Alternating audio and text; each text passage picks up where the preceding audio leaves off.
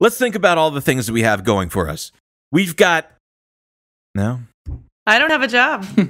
I'm very happy about that. Congratulations. Yeah, lucky. Yeah. Oh, yeah. How does it feel? Really? It feels really great. I was waking up every morning feeling like really extreme dread for the last like almost 2 years. So now I'm like not waking up like that. Man. And I have another about 2 weeks of that, which is kind of cool. And then I have a regular job that I don't dread. I'm excited about it. It's so fucking crazy. Yeah. Like how like we just accept this? That this is like our lot in life? I mean, the thing that I forgot, somebody like responded to something that I posted about it, and I was saying that like the thing that like really blows my mind is thinking like how nice it's been like the last couple of days knowing that like I don't have to answer to anybody and like there's nobody that can like take away my livelihood or whatever. I'm not dreading anything, and just thinking that there's like people who are rich that just like feel like this all the time, and what like a totally different experience of life that is than like, because I've been working pretty much since I was like 16, so almost like 20 years, and it's like, I don't know, that's just like such an alien experience of life to me. I can't imagine what it must be like to always be in that mode, because this feels like a special treat, but some people do it every day. I mean, that to me was always like the real definition of like ruling class versus working class is like,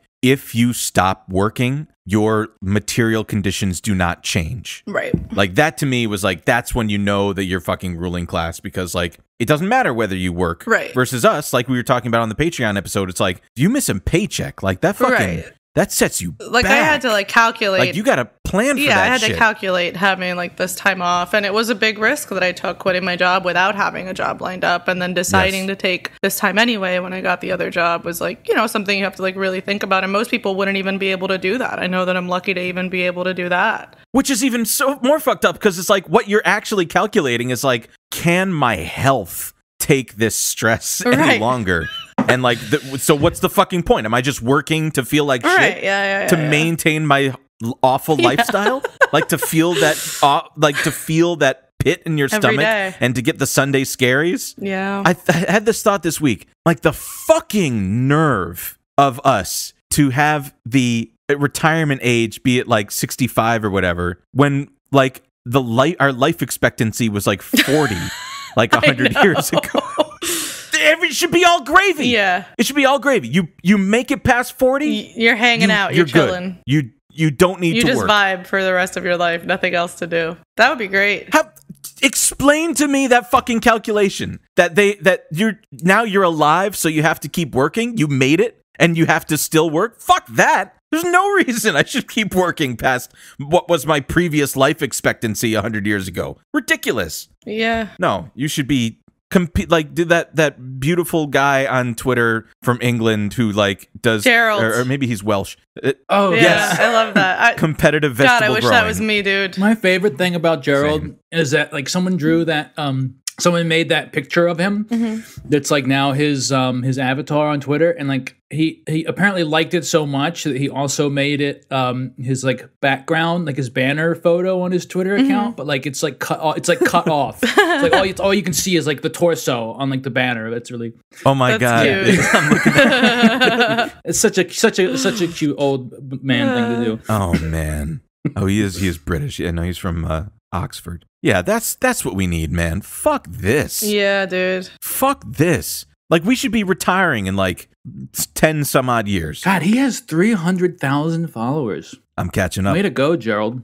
Some people... He's heavy into growing big veg. Have you ever seen cool. like the financial independence guys on Reddit that do retire at like 35? It's like people who are making like, you know, a couple, like 6 figures after college, and they just like save it all and then retire at like 35. Mark Cuban was one of those guys. Remember we talked about him? He did that. Really? He like made he sold his first company and he made like his whatever, a couple millions it was. And then he was like, I'm going to retire. It's crazy, dude. Like I can't imagine. Oh yeah. And then he basically walked the earth drinking in bars for like 2 years. Yeah. I really can't imagine if I could like do what I've been doing this week for like a couple of years, what that would like be like. Just no idea what that would even feel like. The sick thing is too that like when you do these like exercises of like, you know, if you had unlimited money, what would you actually do? And often our answers are things that don't actually take that much money at all. Right. But what we're really craving is like our time. Like, yes, I would love to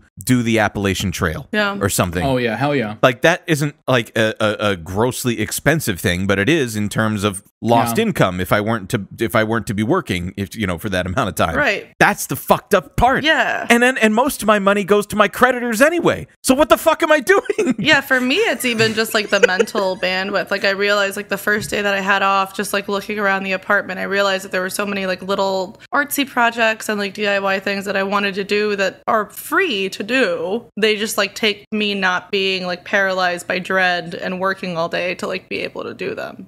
You can't put a price on that, That's why I'm saying I can't imagine what it must be like to just have that all the time, to never have that dread of like knowing somebody else is controlling whether you have like healthcare or whatever. Again, it's like I don't even like, now that I'm even just like thinking about this stuff, there's no justification. Like there's not even a shred of justification for this, this method of political economy anymore. It's fucking bullshit. I think we should stop doing it. I'm with you. I'm with you. I thought I was oh God, I was on my bike the other day. It was early in the morning. I was commuting to work, and I had this thought, and I was just like, it'd be nice to just have like a break. Yeah. I mean, even just a break, like 2 weeks of not engaging in American capitalism, to just chill out. And they don't even want to give us that.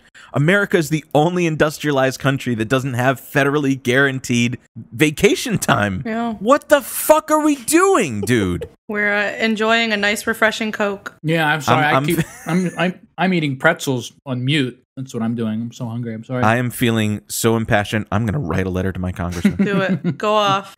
Get their ass. And it is going to be framed in a museum. I'm going to mail a package to my congressman. That's a great idea. Not a letter. A regular package. Legal. Mm-hmm. Yeah. All right. With some flowers or something. Yeah. All right. We're stopping here. We're stopping here. Now when I was a young boy, about the age of 5, my teachers taught me I could be the greatest man alive. They told me I could change the world, be whatever I wanted to be. There was no one in the world like me. Every one of us was so unique. I'd not be an average man. No sir, I'd be no average man. So I had those big dreams. Welcome back, everyone, to Eat the Rich. This is a show about our political economy, late-stage capitalism, and the millionaires, billionaires, and multinational corporations hell-bent on staving off its death rattle. I'm Dwight, and today we have with us Chris. Hey-yo. And we've got Carrie. Hey. I'm still eating pretzels.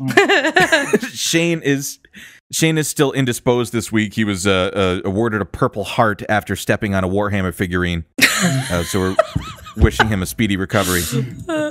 So this week's episode is something that we've been sitting on for some time, because the topic this week, the Coca-Cola company, is, in my estimation, like, this company is one of the most American companies out there. And I don't say that because it's, it's obviously Fortune 500. It's absolutely enormous. It contributes, an enormous amount, counts towards our GDP. But the reach that it has as an international, multinational conglomerate is fascinating. Right. And wouldn't you guess it, like most things we tend to look into, it's not us. It's not us that is like looking at this in a weird way. We're not looking for it. It tends to have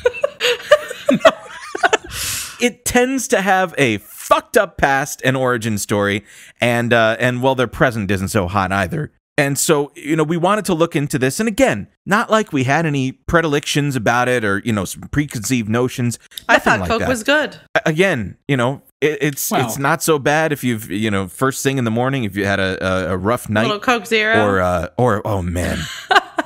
If it's like, when it's like late night and you're eating some some pizza on the street and a Coke. Oh man. It's like a love letter to Coke now. That's right. You can use this Coca-Cola Corporation if you give us $20,000 and on camera. Please bleep that. I need to. I can't keep doing this, off man. On you, dude. I don't want to. Right at the top of the episode, too. Fuck. Out the gate, dude. Out the gate. I don't want to devolve into. I'm trying to keep this above board, but forgive me, it's been a hard week. Yeah. Okay. All right, so let's, Chris. Sure. Let's take it out of my hands before anything else happens. Let's turn it over to you. Okay. Tell us about the history of Coca-Cola. How did this fucking thing start? All right, so yeah, I guess we're gonna get a little bit into the early history of the Coca-Cola company here, and everybody has heard the cocaine thing, right? Like I remember. Yes.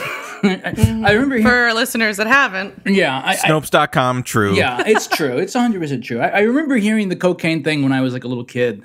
It was just the kind of thing that, I don't know, I guess everybody knew about that. But yeah, the Coca-Cola company denies it. Really? Yeah, they do. But yes, there were, Coca-Cola originally did have trace amounts of cocaine in it. I mean, as we all know, you don't ingest cocaine orally. Like there would have to be a lot of cocaine. You can if you want. I do. Well, I mean, I do think the hype's it's overblown. I can't imagine that they would have had anywhere near the amount of cocaine in a glass of Coca-Cola in the 1800s that would have had any sort of effects when taken orally. Unfortunately, we'll never know. I mean, everybody was like opiates and cocaine were just like free back then. Everybody was just doing exactly. it. Yeah. Exactly. Well, and that's the thing is that Coca-Cola was like a patent medicine, right? And like all that shit is just basically like some combination of like cocaine and morphine and alcohol. That's so cool. With like some random. Your child is having a bit trouble falling asleep. Well, I'm gonna give him a little bit I of would love to now. like. Sorry, go ahead. No, but it'll also have like some fucking like random botanical in it that they claim is like good for the humors or whatever, or like it cures consumption or some shit like that, right? But like I was thinking, like when I was like reading into this, like being a doctor in the 19th century was just so easy. You can just you show up in a new town and say you're a doctor, and everybody believes you because you can like read or whatever, and then you just like. And then you like sell them bottles of like fucking like turpentine and ethanol with like dandelion extract in it and tell them it cures tuberculosis, and then you kill half the town and then just leave. I'd love to be like a woman in the 1800s and get prescribed like opium for being hysterical. That'd be so great. So when you think of the early history of the Coca-Cola company, it's not too terribly far off from that. It was created by this guy named John Pemberton, who was like, I don't know, some asshole. He was a lieutenant colonel during the Civil War for the Confederacy, of course. I was going to ask. Curious. Okay. Yeah. I had a thought, given the fact that Coca-Cola is from Georgia, but I didn't want to assume. Right. And well, speaking of assumptions, I'm willing to make. He came from a wealthy family, and they can trace their lineage in the United States all the way back to this guy named Phineas Pemberton. Sounds racist. Who came to the U.S. in 1682 from England. So, yeah, I'm going to go out on a limb here and say this family probably owned slaves at some point. I mean, forgive me for being presumptuous, but wealthy Southern family in the 19th century with roots going back 200 years, lieutenant colonel for the Confederacy, doing the mental math. It's not looking good for the Pembertons. I couldn't find anything that really good. You sent something, Dwight, that was a really good article that mentioned Robert Woodruff, who was the guy who would take over the Coca-Cola company in the 20s, and he did come from a very old slaveholding family in Georgia. Yes, but as far as the Pembertons, not 100% sure, but I'm just gonna say that they own slaves. I mean, if you're a colonel, if you're a lieutenant colonel, and you've pretty 100% chance. You're Southern gentry. Yeah, right. Come on, we know how this works. You've come down very clearly on one side of it there. Yeah. And so he's a Confederate veteran. He was in the war from 1861 to 1865, and then at the very end in April 1865. He's wounded. Oh no! At the Battle of Columbus, in the very last couple weeks of the war. Owned. He gets idiot. He gets stabbed in the chest with a saber. Or something. Oh, that's a slow death, huh? Well, yeah.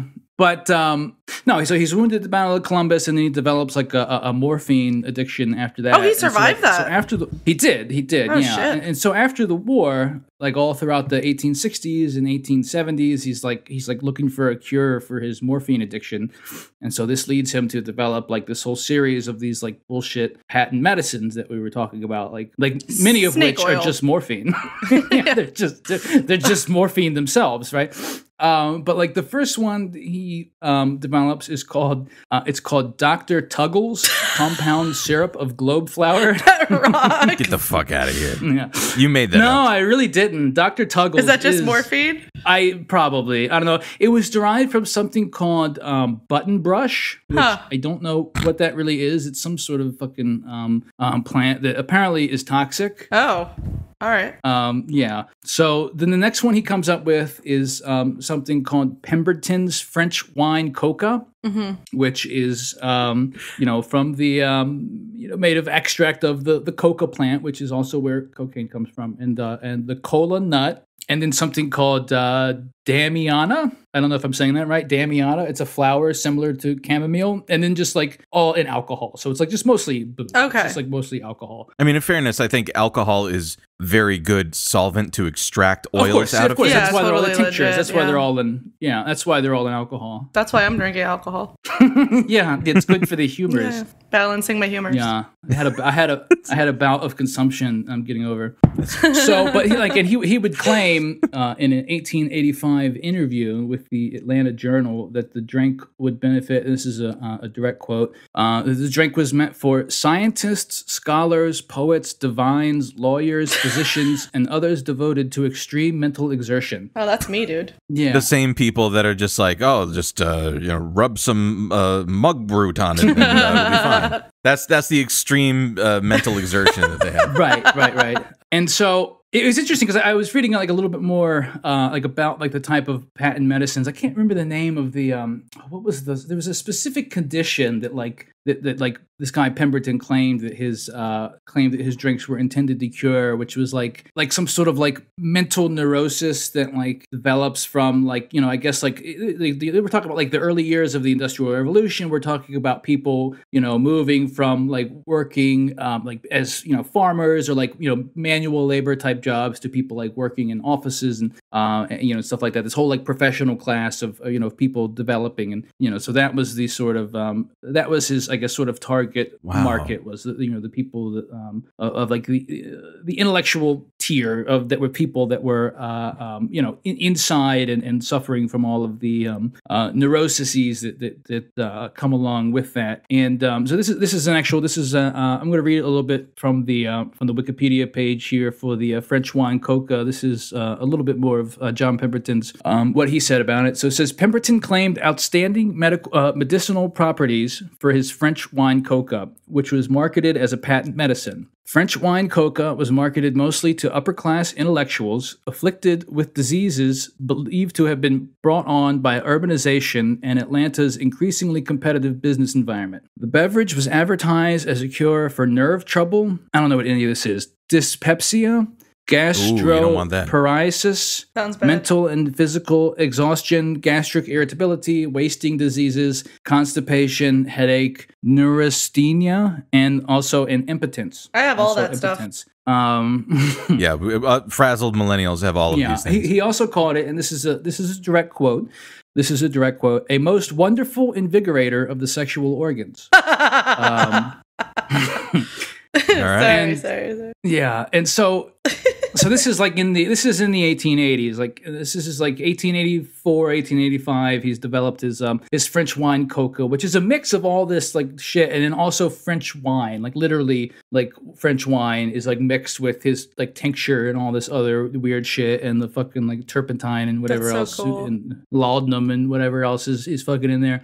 But then in 1885, Atlanta and Fulton County, which is outside of Atlanta, enacted temperance legislation because this was where this, drink originated. Was he first started, selling it to pharmacies in Atlanta, and so when they enact like temperance legislation, he removes the alcohol from the formula or whatever, and then like what's left over is this early version of what would become Coca-Cola, which is like he starts blending the syrup with like instead of alcohol with carbonated water, which like people at the time, because they were stupid, like also thought had medicinal properties. Nice. Like they thought that like carbonated water itself was like, I don't know, good for the humors or your impotence or whatever. I don't know. I mean, imagine, it seems like magic back then. You live to like age 30, you see carbonated water, you're like, holy shit.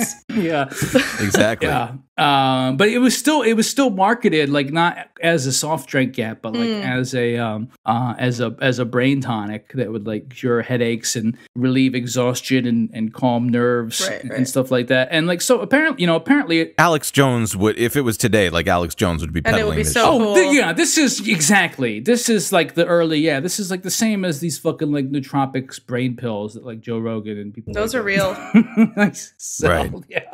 Yeah, basically. So so this new Coca-Cola with the this alcohol-free Coca-Cola with carbonated water hits the market in 1886. Pemberton, who is at this time still addicted to morphine and like suffering from stomach cancer, he sells the rights of the formula to his business partners in Atlanta, and then dies in 1888. So, of stomach cancer? He never saw it. Of stomach cancer, yeah. He never saw it become, so he sells... Combination of stomach cancer and a saber to the torso. Yeah. I guess that didn't cure stomach cancer. Yeah. Thank you to the union. God bless. But, so he, sells the rights, most of the rights to the formula he sells to his business partners. He leaves a little bit, I guess, like a partial like stake in the company or in the formula to his son, who also would die 6 years later of opium morphine addiction as well. Oh shit! Yeah, and so that is the early days of the Coca-Cola company. Like I mentioned, it would trade hands, several times over the next few decades, and end up in the hands of Robert Woodruff in 1923, who would be the one that would oversee Coca-Cola becoming like this international brand and stuff like that. And just I did just want to mention like a little personal anecdote while we're speaking about the history of Coca-Cola. So I have quite a bit of family down in Atlanta, and collecting like there's like a real like weird point of like pride about like Coca-Cola stuff, like for some people I guess from that area, because like all of my family down there, they're like really weirdly into like collecting like antique Coca-Cola signs and memorabilia. bottles and all this. It's a memorabilia. It's like definitely a big thing. Like I remember that show. Remember that like what was it called? American Pickers. Yeah. Like one of the big things that they would find would be like vintage Coca-Cola signs, because like people, there's like a whole huge base of people who collect that kind of stuff and buy that kind of stuff. And also actually down in Atlanta, I think they've moved it now, but there's a museum. At least there used to be a museum called the World of Coke. I think they've moved it. I went to it. Like I went to it as a little kid. I was like maybe 5 or 6 or 7. Mm-hmm. And it's in downtown Atlanta, and then they have this like after you like do the tour of like all the history of Coca-Cola and everything like that, then they take you get into this like big room at the end, which is like Coca-Cola products around the world, and it's like this enormous room that has all these like it's like lined with soda fountains all over the walls, and you can sample all of Coca-Cola's different products around the world. There was one in particular that I remember called Beverly, which is sold in Italy, which I thought it was really disgusting at the It's like made with grapefruit rind. Oh no. And so it's like extremely bitter. Nowadays I'm like, man, that would be maybe good with gin. But like as a child I thought it was disgusting. Yeah. But the one I liked, they have another one that was like a watermelon flavored. It's like a really super, super sweet watermelon soda that was from Japan. Yeah. I remember I tried everything. I tried all of the Coca-Cola products from around the world, and I drank like a lot of the watermelon stuff. And then like right after that, I shit my pants in the gift shop. And, God, Chris. Yeah, and I was like too afraid to tell anybody. I was like with my whole family, so I just like sort of walked around like that for the rest of the day. Oh, little Chris. That is my man. Oh, that's so sad. So sorry when to we're hear talking that. about the history of Coca-Cola, I just wanted to include that.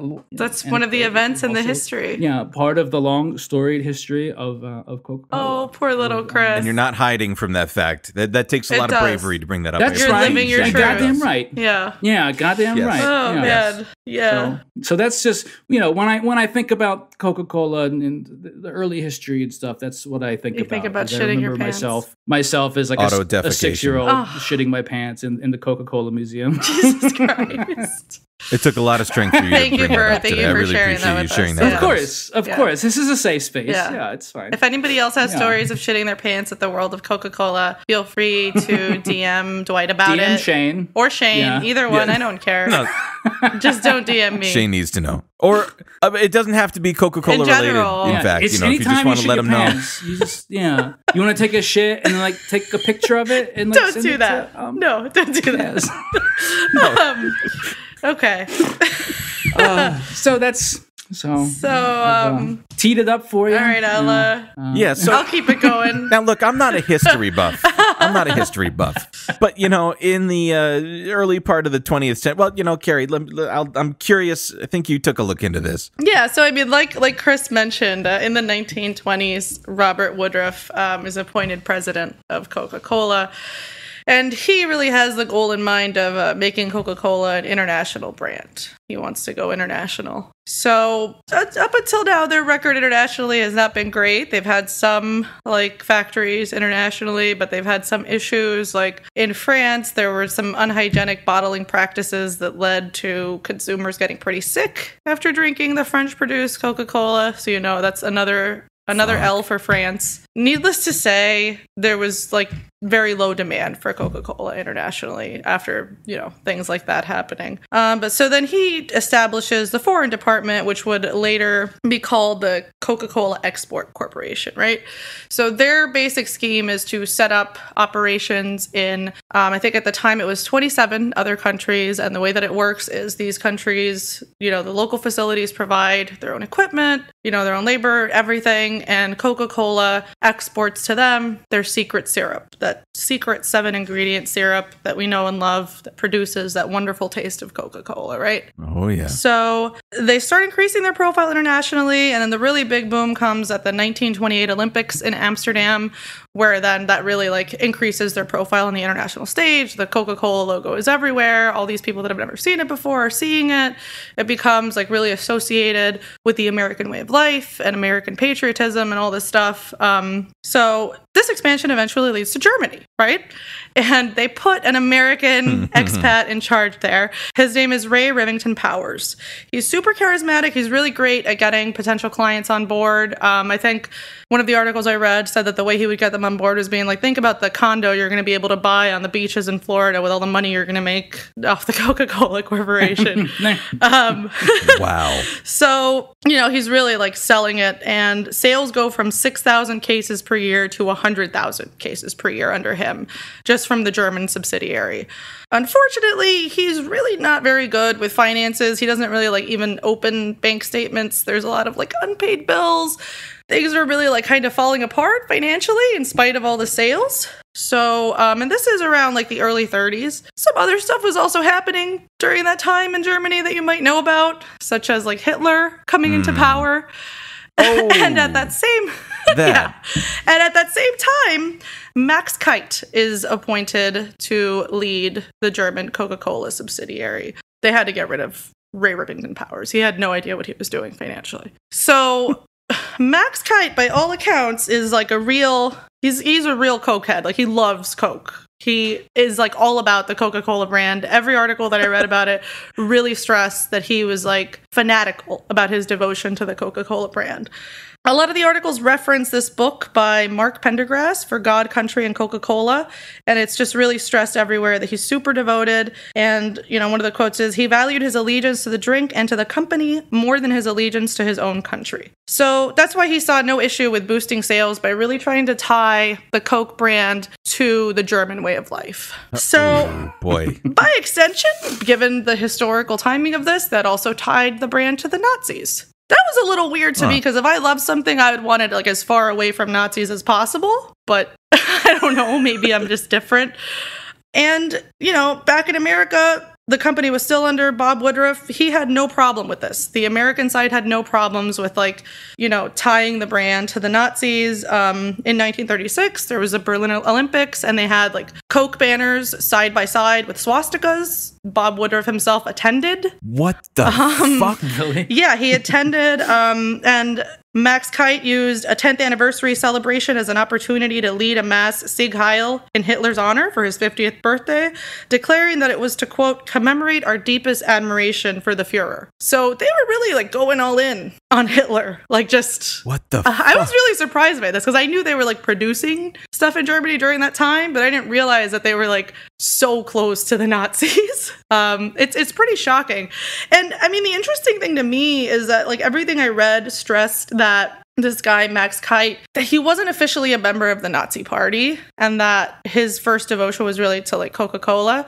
And, like, to me, that really, like, sounds like bullshit. It's a little bit generous when you have the guy leading a Sieg Heil and saying it's to denote devotion to the Fuhrer. I don't know. That's... Yeah, the generous interpretation of that, it was he was just a fan? Yeah, just a big fan, but not a Nazi, you know? Not a Nazi.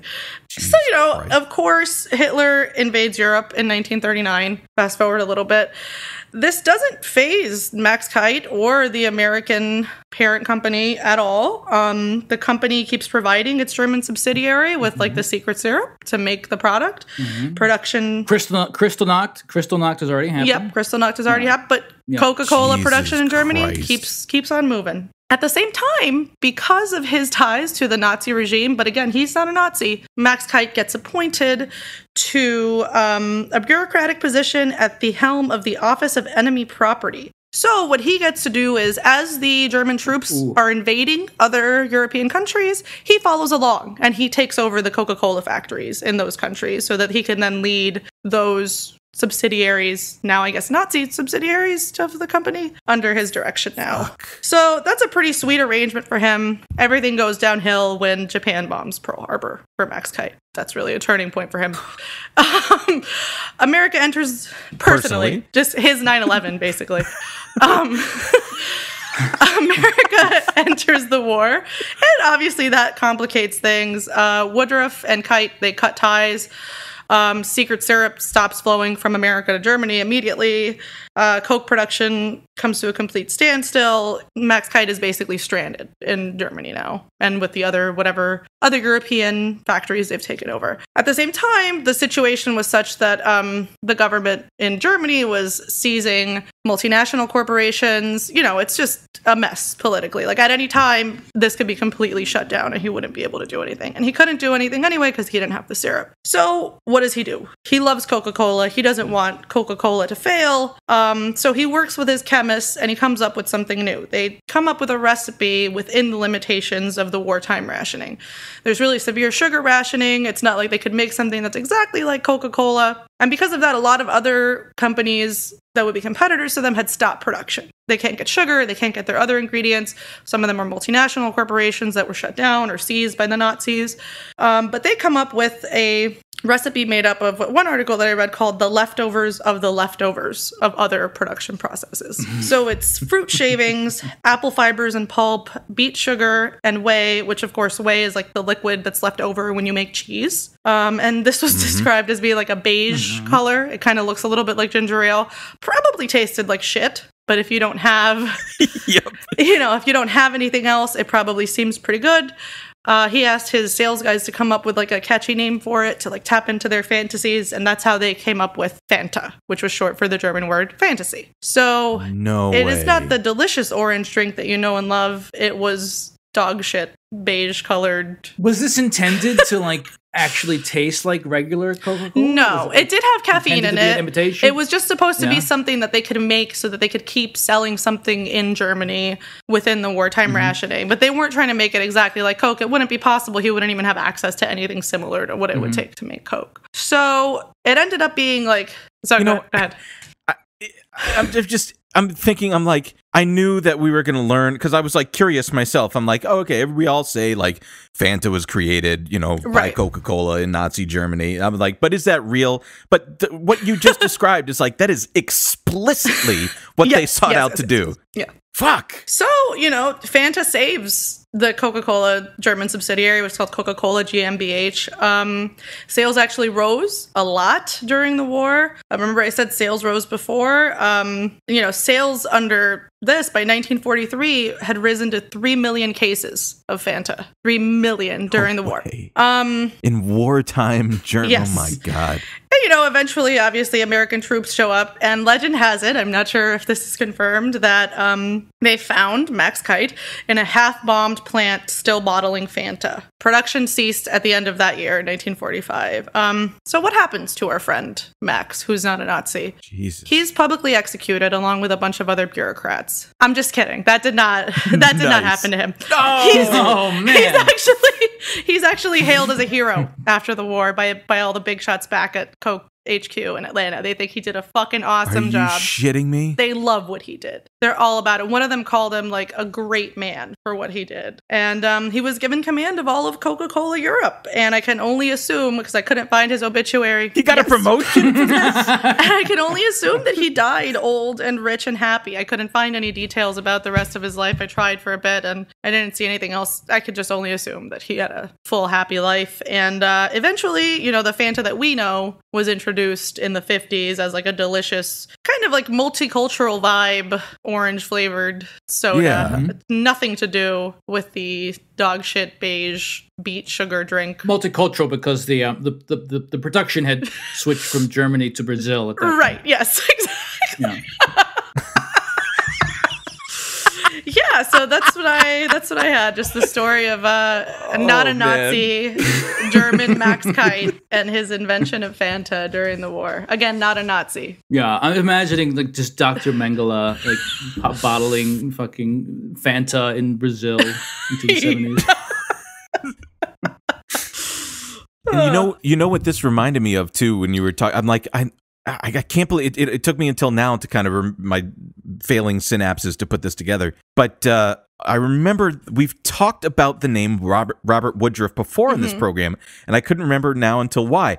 Herman Cain's father was the personal private chauffeur in Atlanta for Robert Woodruff. Oh shit. What a connection. That's right. I was like, why do I remember that? And I remember, I would think we talked about that in that was one of our early episodes. I think it was called Pizza Zealots or something like that. And because, you know, Herman Cain and Godfather Pizza and all that. Right. But like, I think it was specifically like, I remember Robert Woodruff like sought out and developed a relationship with Hermann Göring, like Hitler's number 2 or whatever. Yeah. Like and there was like a very that's what's so crazy. Why like I was excited to hear you talk about this and also like scared because like the Nazi collaboration is super explicit. Oh yeah. It's like super explicit. I mean, he was there like next to like the Coca-Cola swastika banner at the Olympics, you know? Like what you know, what else is there? I don't know. It's so weird how they kept saying like the guy running it is like not a Nazi. That's like stressed so much, and it's like, what's the functional difference? Like, is it just because on a piece of paper it wasn't written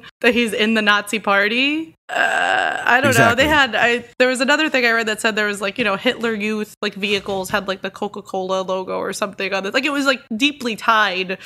Like Hitler drank Coke, you know, like it was so deeply tied to the party from the very, very beginning because they just saw it as like, now it's, you know, our brand is being tied to the German way of life. What a great way to promote our brand. Yeah. You know, and it's not surprising that this kind of stuff comes up time and time again because like Nazi Germany was like so explicitly like sort of Hitler's like version of fascism was so explicitly this sort of like marrying of the government and then big private corporations and stuff like that that these American you know businessmen would of course they would of course they capitalized on that of course right and also like explicitly inspired by like American American you know brutalization of Native Americans and black slaves.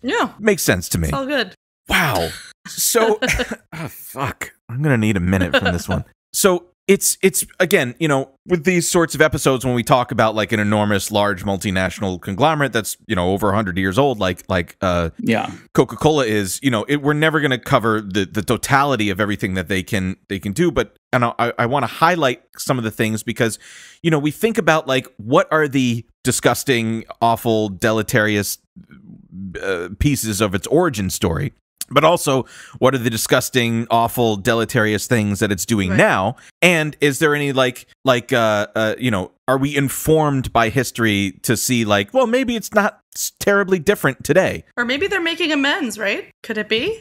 Yeah, well, it'd be nice. But it's like the things, the terrible, awful, deleterious things that happen now are just done quietly and in like really kind of vague corporate ways in which like they're much more adept at hiding it these days. And so there's two pieces of this that I want to talk about. The first one of which is, let's just say, modern slavery.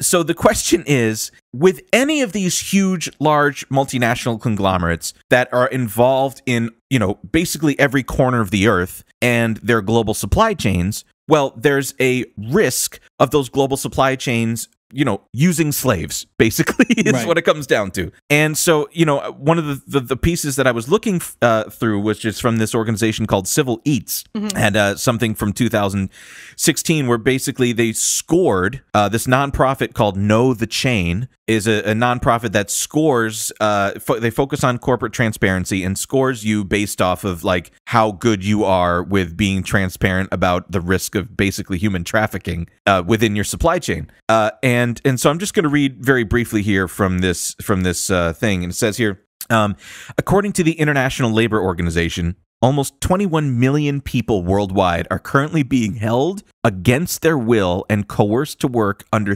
threats of intimidation, violence, economic or immigration status reprisal. Jesus Christ. The ILO's latest estimate is that more than 3.5 million people worldwide now work under forced labor conditions in agriculture, and this means that forced labor has played a role in the supply chains of many of the most popular food and drinks. One of the biggest of all is, of course, the Coca-Cola company. Now, it says here, this is interesting, it says, scoring highest, but with grades that would not rise above a D- were Unilever, Coca-Cola, and Nestle. And those are the best scoring. Those are the best. They're just barely passing on the correct on the, modern slavery scale. Is that right? Correct. What the All right, I'm following. And it's as companies, and just for in case you were curious, companies in the bottom third included ConAgra, Tyson Foods, and Kraft Heinz, which is a real bummer for me because I'm such a ketchup enthusiast. 3 of the 4 companies that scored less than 15 out of 100 are headquartered in the United States, such as Tyson Foods, Kraft Heinz, and Monster Beverage, which scored a rock bottom 0 out of 100. So they're just doing slavery. I think this is something we should probably look into, perhaps for a Patreon episode or something like that. I swear to God, by the way, that I walked past somebody on the street in New York the other day that had a monster tattoo. I've seen monster tattoos. Me too. Yeah, that's a thing. That's definitely a thing. Yeah. These people are sick. So, of course, I don't know how to help them. I don't know. But again, so the interesting thing about this is also significant. I'm reading here again from this report. Also significant is the fact that food companies generate a significant profits by using forced labor. Again, this is like the whole fucking doctrine of the show is to like, yeah, we know that these things are bad, but like who is benefiting from them? Yeah. The ILO estimates that forced labor in agriculture generates approximately $9 billion in annual profits. The ILO explains that while their conservative estimate of 3.5 million forced labor victims may sound high, it's likely given that many countries' agricultural work is largely informal and legal protection of workers is weak. And then it says here, this includes people working to grow cocoa, coffee, nuts, soybeans, sunflowers, and sugarcane in Africa and Latin America, and rice in Africa and India. And it includes people harvesting palm oil in Asia and fish and shellfish in Africa and Asia. So again, like, I think, well, let me read from this other thing, and then I'll make the point. We'll kind of talk about this because I started thinking about that. So I went through the files of Coca-Cola. I didn't break any laws. It's just on the internet. He hacked Coca-Cola. Going as a hacker. I hacked into the mainframe. I went to, it's coca-cola.co.uk, and I'm reading from their modern slavery statement from 2018. And it says here, this, and again, this is something that they readily publish. So the point is that they know that as a matter of course within their, you know, business operations, that slavery is very much a part of it. Yeah, yeah. There's no other way to say it. Like, slavery is a part of their business model. So I'm just reading here. It says, this statement is published by Beverage Services Limited, an indirect, wholly owned subsidiary of the Coca-Cola Company, in accordance with the UK Modern Slavery Act of 2015. It sets out the steps taken by the Coca-Cola Company and its subsidiaries during the financial year 2018 to prevent and eradicate forced labor and human trafficking in company operations and the supply chain. The discussions about actions taken by the Coca-Cola Company reflect steps taken at the parent company level, blah, blah, blah. What I'm reading into that, what that says to me is that they are self-regulating. Yeah. And that there is no governing body larger than Coca-Cola itself, which operates in many, many, many, many, many countries. Nearly all countries on Earth have Coca-Cola products, right? So what government is larger than them, or what governing body would be larger than that would regulate them? Right. There isn't. I mean, what, the UN is going to do a fucking binding resolution on them? Like, it doesn't, that's not the way it works, especially the fact that they're so fucking powerful as well. Yeah, I mean, a lot of times, and I've looked into this more with like supply chain for clothing, but a lot of times like supply chain regulation and inspection is either, like you said, fully like self-reported and self-regulated, or it's like whatever governing body they've established, which is just the companies working together to establish a governing body, does inspections that are like, hey, in like a month, we're going to come by your factory or your like farming operation or whatever. So it's like the same as if it was self-regulated, because they're just going to like make it look nice for when they're inspected. Like, that's literally all they're going to do. So this will make all the more sense. And again, like I was saying before, these are the same bad things that have been happening, you know, throughout the years and centuries and all that stuff. But the way that they do it now to hide it is just through not even complicated business relationships, but just having business relationships that offer them at least a distance of plausible deniability.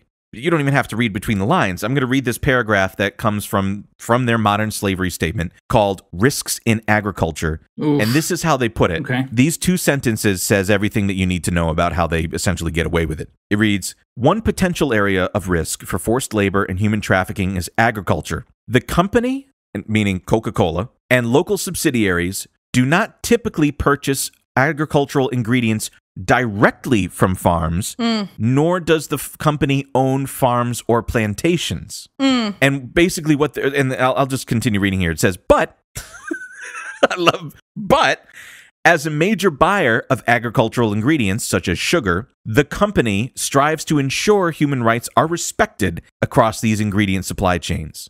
So what they're saying is, well, we don't buy directly from producers. Right. We buy through like an intermediary, like a vendor, a distributor. And that would be on them to kind of figure this out. Now, on page 11 of this, then this litany of problems. So it reads as such. By the end of 2018, the Coca-Cola Company published 18 country studies. More are underway. The country studies are available on this website, and findings vary from country to country. For instance, in Brazil, where forced labor has been a historical issue, stakeholders interviewed for and listed in the report agreed that great strides have been made to combat the issue, and no incidences of forced labor were identified in the sugar mills surveyed by the researchers. Exactly to your point, though, Carrie, because it's like, you know, here we're coming. They didn't survey all of them, and the ones they did survey, they probably like warned. Exactly. Yeah. 13 of 21 Brazilian sugar mills surveyed had written policies against forced labor, 11 of which extended to their suppliers. So again, like they're funneling down like the criteria and just like decreasing and decreasing the chances that there's actually going to be some teeth to this. Right. Like, it's the same thing as we saw with, like, De Beers doing the Kimberly process thing, right? Like, they just added layers between them and, like, the problem. That's literally all they did. They view this as a problem, and they want to add layers of deniability. So that's Brazil. It continues to say, since publication, mills have implemented policies and processes to reduce the risk of forced labor by also incorporating independent producers in their Bon Sucro certification. And that's like a certification very similar to what you're talking about, Gary, with the Kimberly process. In contrast, only 1 of 6 sugar mills reviewed in the Colombia study, the country of Colombia, had a written policy against forced labor in their operations, and that policy did not extend to its suppliers. Notwithstanding the gap in existence of policies, no instances of forced labor were identified in Colombian sugar mills surveyed. But again, that's just at the mill. That's just at the mill level. That's not at the agricultural, like literally in the fucking fields with a machete cutting down the sugarcane level. Right. And then it says in Guatemala, 3 of the 5 sugar mills surveyed were determined to have a strong management systems implemented to prevent forced labor. But in another Guatemalan sugar mill, forced overtime, a form of forced labor, was identified among internal migrant workers, those migrating within the country, coming to work for the harvesting season. So the answer is yes, they're admitting that in Guatemala that there was forced labor. But it's not their fault. They can't control it. It's a risk, you know? This is so fucked up too. Check this out. In Ivory Coast, the study found that a subcontractor utilized by the mill was engaging in forced labor by indebting migrant workers and withholding travel documents until the debt was repaid. Oh, that's straight up slavery. That's straight up slavery, right? When you're holding their passports until this debt is repaid. It's in slavery, indentured servitude, whatever you want to call it. And this is in their own like statement saying that they're good? Yes. Okay, cool. And this one's one of my favorite ones. In Mexico, an issue that was identified was the practice of providing a down payment towards a promised full amount to workers at the start of the season. If a worker stopped cutting for any reason during the season, they did not receive their remaining wages. That's not good. That's bad. No. They admit it. They admit it. And that's what's so crazy though, because they're not being called on it because they're just self-publishing this in some it's coca-cola.co.uk/content/dam/1/gb/en/pdf files/modern slavery statement 2008.pdf. You know what I'm saying? Like, it's like, well, technically we're self-regulating and we're doing everything we can. Yeah. But what's so weird to me is like coded in the language is the assumption that they're discussing is that this is some sort of natural force or this is the way that it always is. Like, well, there's always going to be human trafficking. Right. There's always going to be slavery, and we're doing what we can to combat it. But ultimately, if it gets past us, that's just the way the world works. I mean, the real message is like, if you want Coca-Cola, there's just going to be a little bit of slavery involved. It is what it is. That's exactly what they're saying. That's literally all it is, which is really horrific. So I want to leave this portion of it to talk about how, the Coca-Cola is killing everybody, to talk about the environmental impact. I mean, again, if you're interested, buddy, don't even just wait, buckle up. If you're interested in, issues of modern slavery within our agricultural supply chain, I highly recommend that you continue to look into something like this. I also, reading this, have kind of been inspired to think about it more and look into it myself as well, perhaps for future episodes or just like my own interest in like the consumer decisions that I make. Again, not that even like makes a fucking drop in the bucket compared to the way that like corporate structures of multinational conglomerates create this issue as it is. Again, there should never be a company like Coca-Cola, period. Like, this should never exist. But let's move on into the environmental impact. I'm going to just read from, this is my favorite headline. This was from Forbes from 2 years ago, from 2019. Now let me back up. Let me set this up for a second, because the question is like we're ignoring a lot of the issues right now with this episode, right? We're not talking about Coca-Cola's contribution to poor health. And, because it's fucking sugar water at the end of the day, right? It's fucking sugar water, period. And so we're not talking about its like, impacts on health. That's not important for us. What we're trying to like focus on is specifically these like issues that are systemic and pervasive, specifically with like its supply chain and the way that it pollutes. And so for the environmental impact, you know, again, we think about like there's a fucking floating island of plastic in the middle of the Pacific that grows larger every day. And so the question is like, but why is it there and how does it happen? And so going back to this Forbes article from 2019, here's the title I would love to present to you guys. Very plainly, it says, Coca-Cola named the world's most polluting brand in plastic. Let's go. That's it. A recent audit on plastic trash around the world concluded that Coca-Cola was the largest plastic polluter. The audit, conducted by Break Free from Plastic, an organization, consisted of 848 cleanup events across 51 countries and 6 continents in total. God damn. Yep. 70,000 volunteers combed through beaches, city streets, waterways, and neighborhoods picking up pieces of plastic. Basically, what they did was they picked up the piece of plastic and read what the fuck the name brand was on it. Right. And by a factor of like 3, Coca-Cola was the top one. Wow. And for those that are interested, number 2 was Nestle, number 3 was Pepsi. Coca-Cola responded to questions from The Intercept with the following. Anytime our packaging ends up in oceans or anywhere that it doesn't belong, it's unacceptable to us. In partnership with others, we are working to address this critical global issue, both to help turn off the tap in terms of plastic waste entering our oceans and to help clean up the existing pollution. Okay, so, but you're number fucking 1. So what does it mean? This never going to, it's the fact that you're existing in the business practice that you have is the problem. Yeah.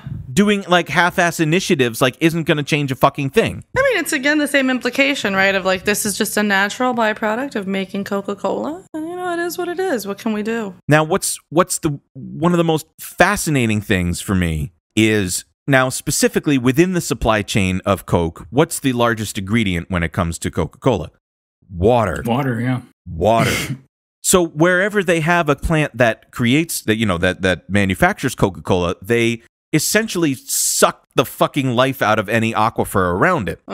So I'm going to read from a really interesting organization's publication. The organization's called War on Want, and the title of this is from 2007, and the title is Coca-Cola Drinking the World Dry. And, you know, once we go through this, I think you'll understand why fucking this is so sick and heartbreaking. Coca-Cola has been accused of dehydrating communities in its pursuit of water resources to feed its own plants, drying up farmers' wells, and destroying local agriculture. The company has also violated workers' rights in countries such as Colombia, Turkey, Guatemala, and Russia. Only through its multi-million-dollar marketing campaigns can Coca-Cola sustain the clean image that it craves, which I thought is a very, very good point.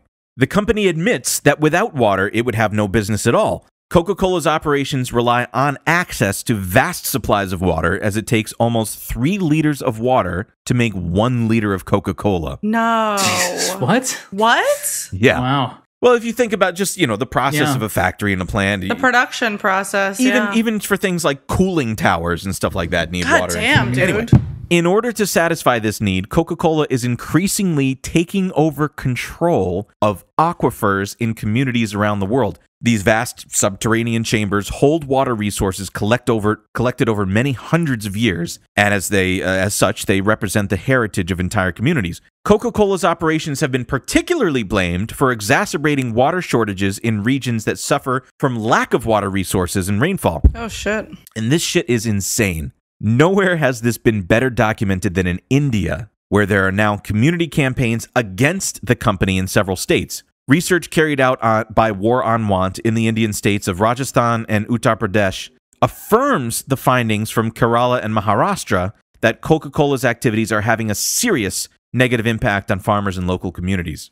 So check this out. Coca-Cola established a bottling plant in the village of Kaladera in Rajasthan at the end of 1999. Rajasthan is well known as a desert state, and Kaladera is a small, impoverished village characterized by semi-arid conditions. Farmers rely on access to groundwater for the cultivation of their crops, but since Coca-Cola's arrival, they've been confronted with serious decline in water levels. Oh, fuck. Locals are increasingly unable to irrigate their lands and sustain their crops, putting whole families at risk of losing their livelihoods. That's very upsetting. Locals fear Kaladera could become a dark zone, the term used to describe areas that are abandoned due to depleted water resources. In the now infamous case of Plachimada in the southern state of Kerala, Coca-Cola's plant was forced to close down in March 2004 after the village council refused to renew the company's license on the grounds that it had overused and contaminated local water resources. 4 months later, the Kerala High Court had ruled that Coca-Cola's heavy extraction from the common groundwater resource was illegal and ordered it to seek alternative sources for its production. But of course, it just shuttered the plan and moved on. So they reference, which is somebody, which I'm kicking myself for not having looked into this more. But if you'll remember, the former president of Mexico, Vicente Fox, he was famous for, remember he said on CNN for Trump to shut the fuck up? Yes. You guys, No, I remember that? he would tweet at him and swear at him sometimes. He said, I'm not going to pay for that fucking wall.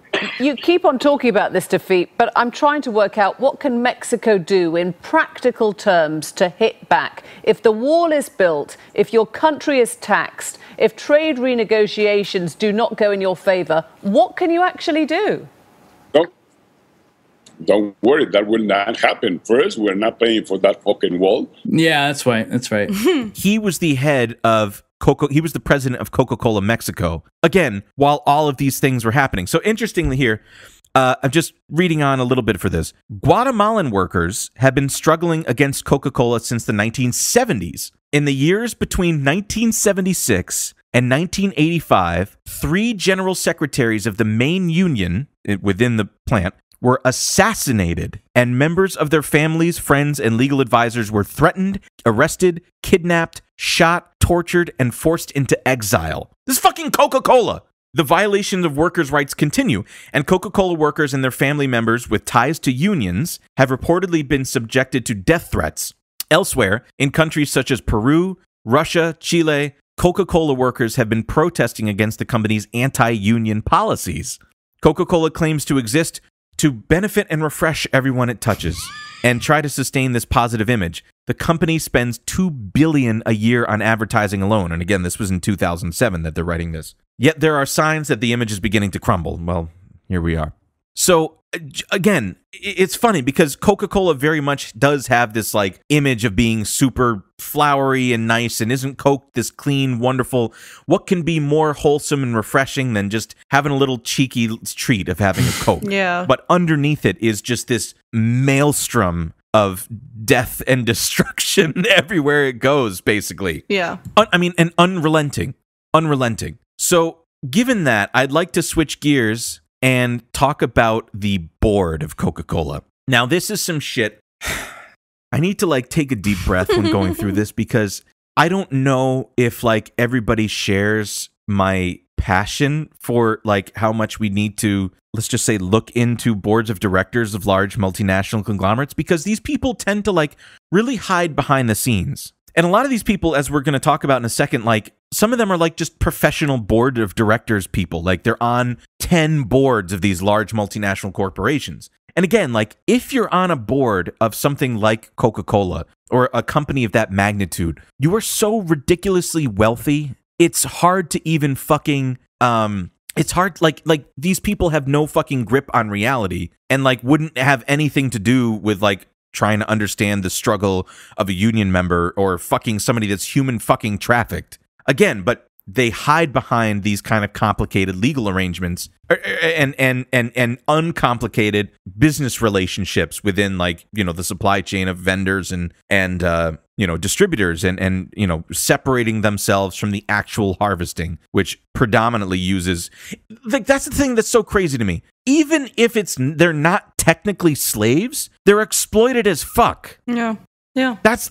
They're still exploited as fuck. Okay, so let's one by one go through the board of directors. I'm omitting 2 or 3 because it just doesn't, there's too little on them or it doesn't matter. And I'm saving the best for first. Okay. The first member of the board of directors that we should talk about is Herbert A. Allen III. What a name. Okay. Promising name. This reeks of racism. Yeah. Well, I'm glad that you brought that up. So, fascinating history here. I'm going to see if I can articulate this properly. His grandfather started a company called Allen and Company, and it's basically a fucking... What the fuck? I know. I just clicked the link. It sounded like you were saying that what I the had fuck from about what you were about to say. Oh no, no! It's so weird. I clicked on the link that I put into the thing, and then it disappeared. Like it was like 404 not found. I'm like, shit! Are they fucking listening? But I need to sleep better, I think is what that boils down to. Yeah. Anyway, okay. So this guy's grandfather started Allen and Company, which is just basically this enormously successful private enterprise. How it got a bulk of its money was, speaking of fucking, bad vibes in the supply chain. The vibe is off in the supply He was he was the chairman of a Filipino gold mining company called the Bengay Corporation. And it had basically and this is going back to 1903. It was incorporated in the Philippines under Bengay Gold Mines. And basically, this went through a whole bunch of hands and eventually was put in the hands of the brother of Imelda Marcos in the Philippines, friend of the show and footwear enthusiast Imelda Marcos. But basically, they took possession of this mine after the Spanish-American War of 1898. And the United States took possession of the Philippines as a former Spanish colony. So that's going all the way back to 1903. That guy's grandfather, this guy, Herbert Allen III, his grandfather was this and made all of his money from Filipino mining based off of this fucking total happenstance of a fucking, just dividends from a war in the Philippines. Now, interestingly, his father, Herbert A. Allen Jr., had taken over from fucking patrilineally, took over Allen and Company. The reason that they got onto Coca-Cola was that Allen, the guy's father, Herbert Allen Jr., I'm just reading this from Wikipedia here. In 1973, Allen and Company purchased a controlling interest in Columbia Pictures. In 1982, the Coca-Cola Company bought Columbia for $750 million in cash and stock, and therefore gave Allen Jr. a seat on the board of directors. Fast forward to 2002, the current Herbert Allen, who is now the third, inherited the firm, Allen and Company, from his father, Allen Jr., and therefore just inherited the board seat on Coca-Cola. Nice. I love to inherit a board seat. Do you see what I'm saying? Like, this is like so insane. Like, this guy, just this nobody, just this rich kid, did nothing to gain this wealth. You know, he was not in the mines in 1903 mining gold in the Philippines. He just, through this weird serendipity of a war from the 1800s, ended up with this enormous fortune. He's like 52. Like, that's what a life. Insane what a to life. me. Do you see what I'm saying? So, like, going back, I don't remember if this was earlier, if we were talking about this on the Patreon episode, but just like, you know, if you stop working, will your material conditions change? Like, this kid. Yeah, we were talking about it on here. Yeah. Right. He had I mean, my brain is in a liminal space, so just forgive me but like, he inherited this. Like, he was born with a silver spoon up his ass. So, like, none of this. Yeah. You know, it's like, you know what I'm saying? Like, none of this matters to him. It all just came to him. And the fact that he inherited this enormous wealth for no reason is just fucking mind-boggling to me. Imagine how different his life is from our life. Like, every day he wakes up on that, like, fucking 2,000 thread count shit, you know, Italian linens and shit. And one thing that you may recognize is the Sun Valley Conference. It's an annual conference in Sun Valley, Idaho. It was started by Allen and Company, and it was basically, it's like Bohemian Grove, but like nothing's weird. They're just really boring, and it's just like, I'm reading here, conference guests here: Bill and Melinda Gates, Warren and Susan Buffett, Tony Blair, Larry Page and Sergey Brin. Interesting. Philippine Senator Mar Roxas. That's interesting. I wonder where. Oh, he's an Allen alumnus. He was from Allen Company. See, this shit's fucking crazy. Anyway, it goes on. Web. It is a web. So yeah. So again, this guy just really fucking crazy. All right, let's move on. This guy is going to be quick. A Dutch gentleman named Mark Bolland, and he is now he spent a long time as the CEO of Marks and Spencer in the UK, Marks and Sparks. then his new job is head of European operations for the Blackstone Group. Oh, sponsors of the show. Another board member here, her name is Ana Botín, and she is chairman of the Spanish bank Banco Santander. And you may know that bank. She as well inherited it from her father, who inherited it from his... Interesting note about her. Her uncle was indicted in a Spanish court for trafficking a Picasso painting. Wow. Girl boss. I love it. Girl boss. That's right. Here's an interesting character who we should definitely do an episode on at some point. Barry Diller. Barry Diller. If you live in New York, you probably know this name.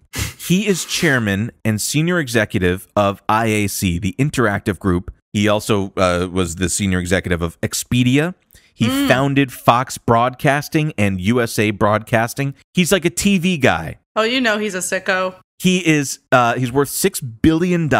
His spouse is Diane Von Furstenberg. Oh, really? Yes. Oh, shit. He was chairman and he was chairman and CEO of Paramount Pictures. Again, going back to fucking Sumner Redstone, from 1974 until 1984.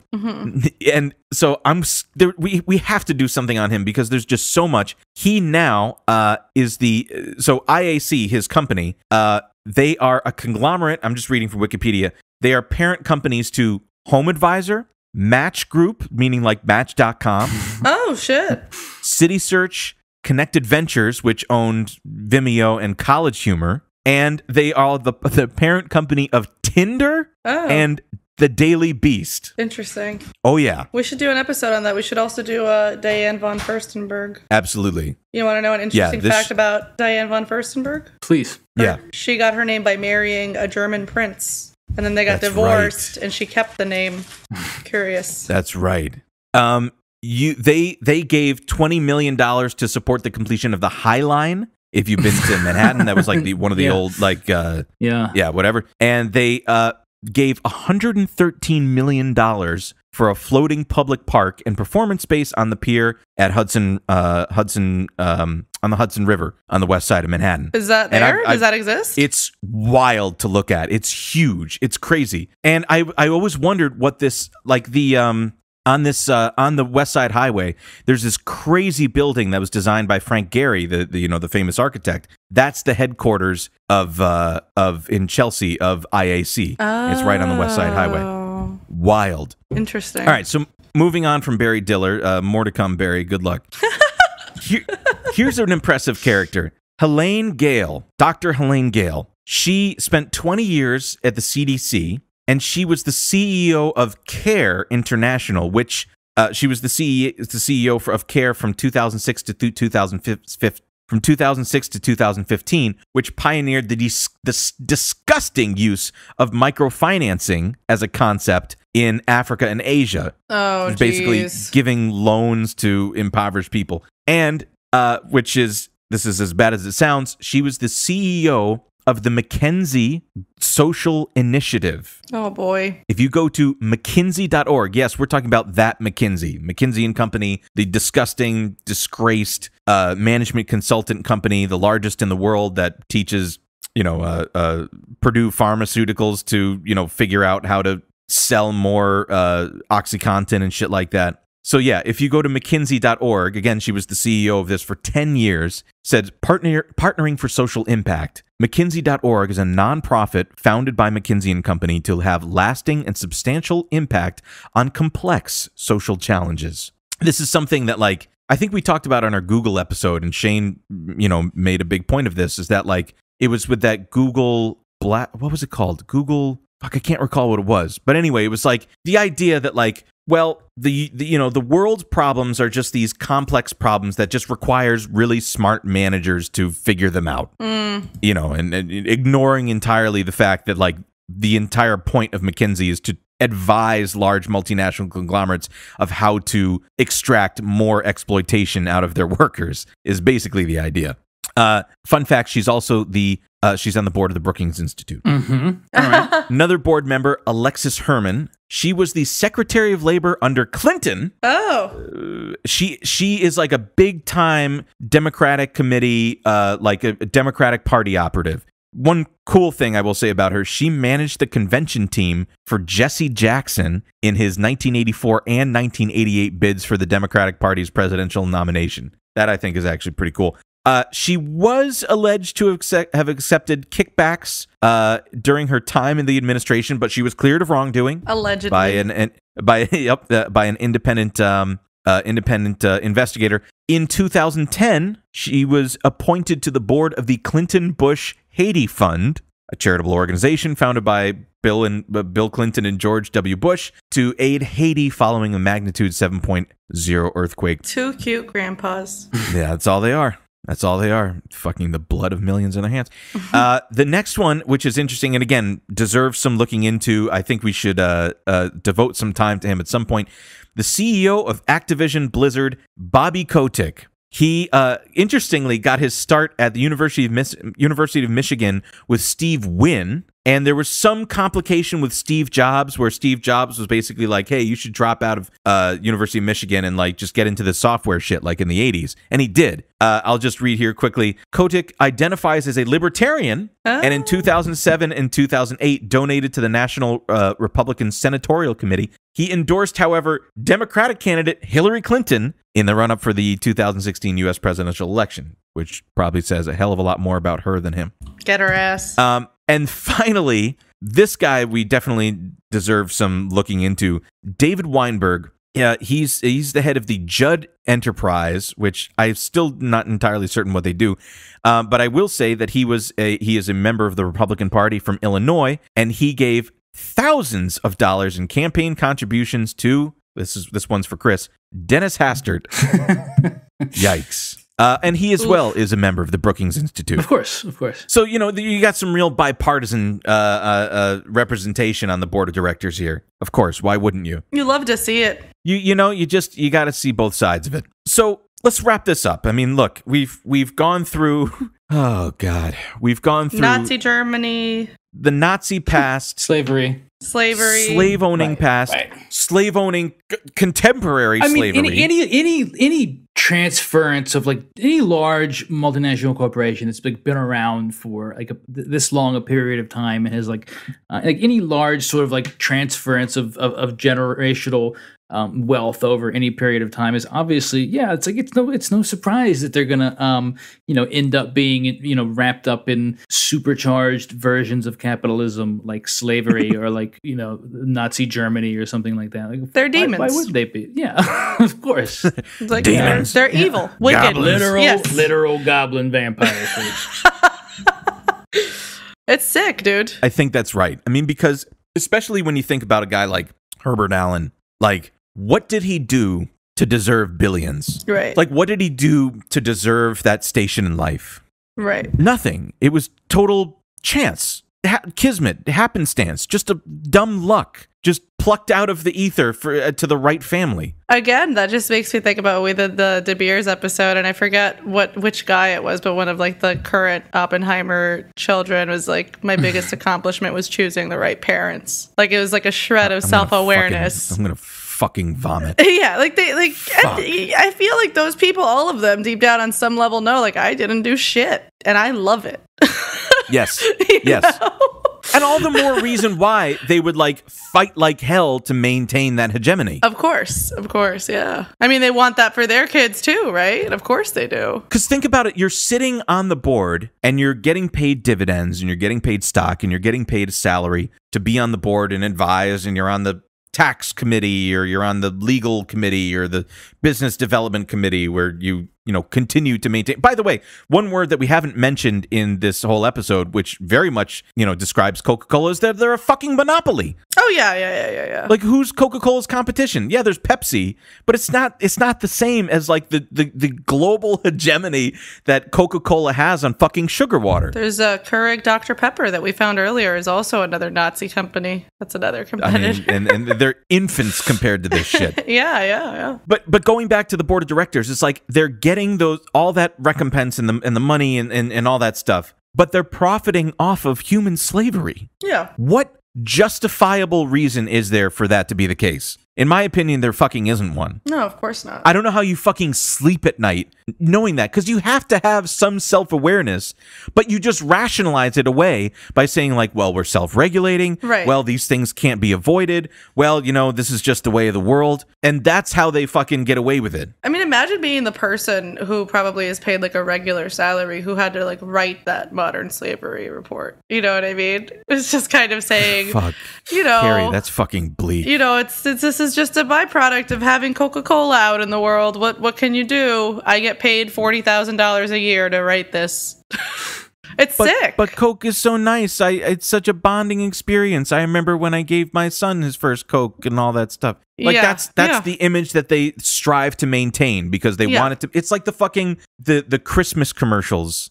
With the polar bears. Yes, yeah. It's a cultural phenomenon. I mean, the whole like I'd like to buy the world of Coke. I mean, even when you go to World of Coke, like when I went, which must have been like 4 or 5 years ago, you have to sit through like a 20-minute basically Coke commercial before you can see anything else, which is just like how Coke is love and life, and you got to buy the world of Coke, and it brings us all together, and it's people like holding hands across the globe and drinking a Coke together. It's sick. It actually begs the question: if they're a monopoly, then what are they spending their billions of dollars on advertising for every year? And the answer is to maintain that image, to obfuscate for what's actually happening, which is a exploitative supply chain of slavery and human trafficking and people being held and working against their will, not to mention literally fucking assassinations of union members in the 70s and 80s in Central America. You have to keep the image going. It's exactly what it is. Yeah, of course. I mean,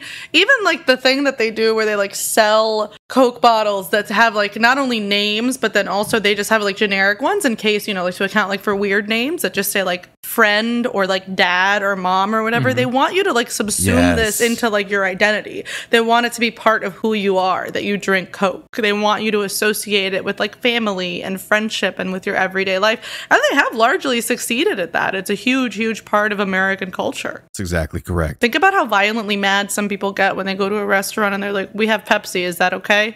Right.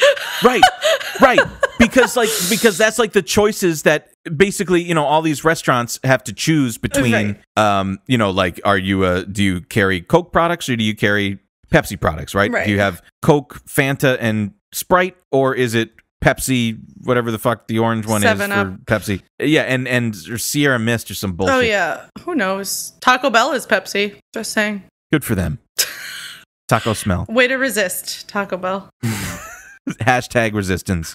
So yeah, I think, we need to be, any of these multinational conglomerates are extremely deserving of high amounts of scrutiny and probably, redacted. I can't do any more because I'm just going to get too fucking angry. I think I'm really trying to keep this academic. The board of Coca-Cola should be. Where are we going to, well, let me slow down. Can we put in the fucking bongos again?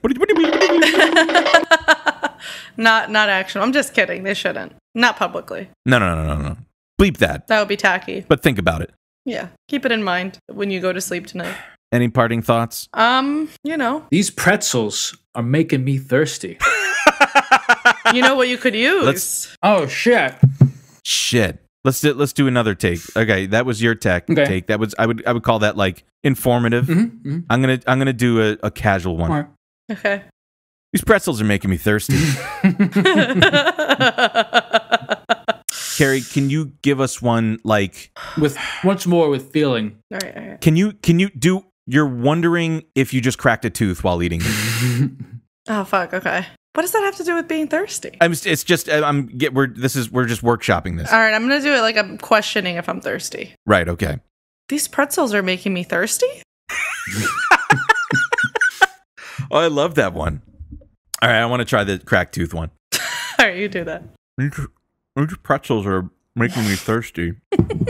I see what you're going for. You're like wondering if it's cracked and trying not to give it away. Yeah. But I'm like at dinner with somebody. Yeah. You're trying to play it cool. Yeah. But you're thinking about your emergency dentist phone number at the same time. But that's the things that we have to worry about now at our age. Is that we have to like cracking a tooth might be something in the cards. It could be. It might happen. I cracked a tooth eating tortilla chips at a Mexican restaurant once. All my friends thought it was very funny. Bro, I still think about this dinner. I was out to dinner a few years ago, and I had a glass of wine, and I get to the bottom of the glass, and I don't know, for whatever reason, I usually, drink it at a rapid pace, but I was really enjoying it, and I don't know, for whatever reason, I like decided to feel like I was filtering it through my mouth, and I felt something hit my tooth.